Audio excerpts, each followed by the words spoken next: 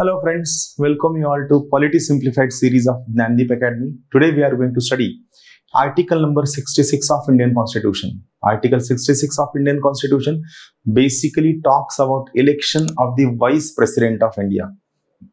We will try to understand all important dimensions in this particular article.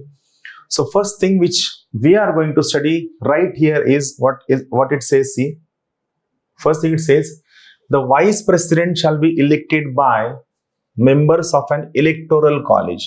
Now those my friends who are preparing from the scratch, those who are very new, you must know this particular term, electoral college.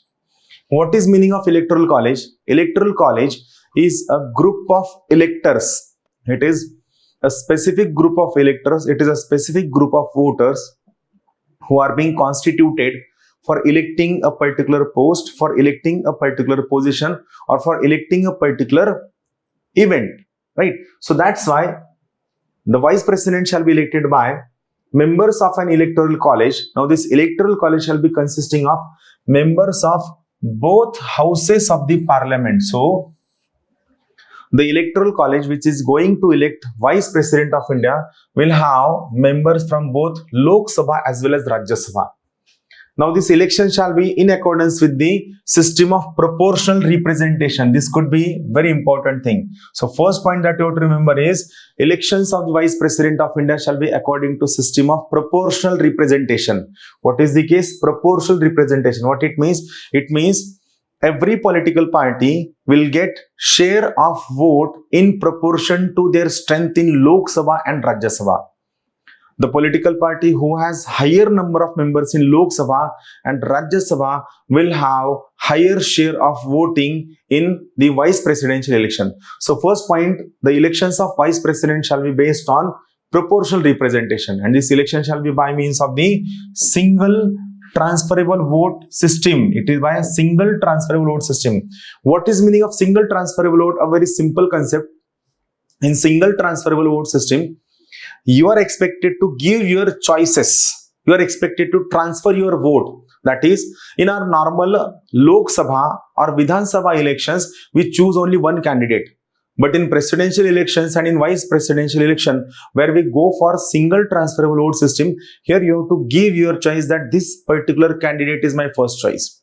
This person is my second choice. This person is my third choice. This person is my fourth choice. It means you are expected to give your choice, and in this single transferable vote system, the member shall be elected by absolute majority of vote. So it is based on proportional representation, single transferable vote, and the voting at such election shall be by secret ballot. Third thing. So what we are getting in the first page of Article 66, Vice President shall be elected by electoral college, which is composed of members of both houses of parliament, that is members of Lok Sabha and Rajya Sabha. It means it shows that while vice presidential election, members of state legislative assembly do not participate. It is based on system of proportional representation, single transferable vote system, and it is a election by secret ballot. Now what is second point that we must remember here? See here, the vice president shall not be member of either house of parliament. So he should not be member of either house of parliament or of a house of legislature of any state. So he should not be a member of any house of parliament or any house of state legislature. And now what it says, this is important. And if a member of either house of parliament or of a state legislature of any state be elected as vice president, it means if any member of parliament or any member of state legislative assembly gets elected to the house of vice president, he shall be deemed to have vacated his seat in that house on the date, this is important, on the date on which he enters upon his office as a vice president. It says that, let us say if a member of Lok Sabha is there. Now this member of Lok Sabha will not resign unless and until he elects as a vice president. But on the day on which he gets elected, no. On the date on which he enters upon the office of vice president, it means on the date on which he takes oath as a vice president of India, on that date, his candidature in either Lok Sabha, Rajya Sabha, Legislative Assembly or Legislative Council stands vacated. That is, he will no more be a member of the Lok Sabha or Rajya Sabha or State Legislative Assembly or State Legislative Council. This is very important point. Now, in this case, what are additional qualification which must be required for a person to get elected as a vice president? No person shall be eligible for election as a vice president. It means we will not allow any person to be elected as a vice president unless he is a citizen of India. It means he must be a citizen of India. Any person who wants to be vice president of India, he or she must be citizen of India, has completed the age of 35 years. So this is the additional criteria to get elected as a vice president. You must have completed 35 years of age and is qualified for election as a member of the Council of State. See, they are saying that it is not necessary that he should be member of Council of State. No, member of Council of State is not the necessity. What is necessity?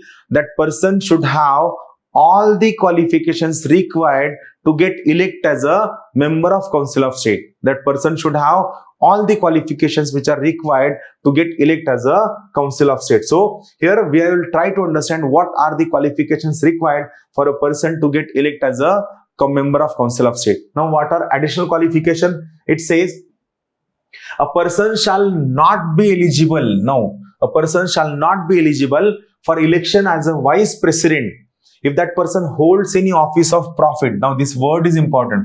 Any person who is holding any office of profit. We'll go for these 3 lines afterward. So, what is office of profit?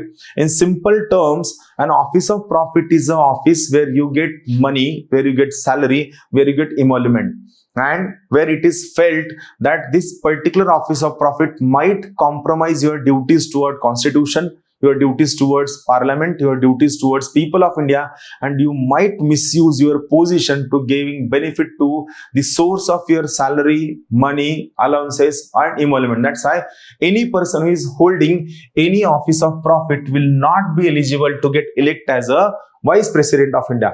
This office of profit might be under the government of India or the government of any state or under any local authority subject to the control of any of the state of a government. So he should not hold any office of profit. This is additional qualification. So what we are seeing, if any person wants to get elected to the office of vice president, he must be a citizen of India. He must have completed 35 years of age. He must hold all the qualifications required for the members of Council of State, and most importantly, he should not hold any office of profit under either central government, state government or local government. Now, what are additional? For the purpose of this article, that is article number 66, a person shall not be deemed to be hold any office of profit by reason only that he is the president or vice president. It means as per article 66, the office of president or the office of vice president will not be treated as offices of the profit of the union or the governor of any state, or is a minister either for the union or any state. So for article number 66, the office of president, the office of vice president, the office of governor, the office of minister in center or state will not be treated as office of profit. So basically remember, all these things that we are discussing here will not be called as office of profit for the purpose of article number 66. This is the most important thing which you have to remember. So keep watching these articles and please share your views, your comments in our comment box. Thank you. Have a good day.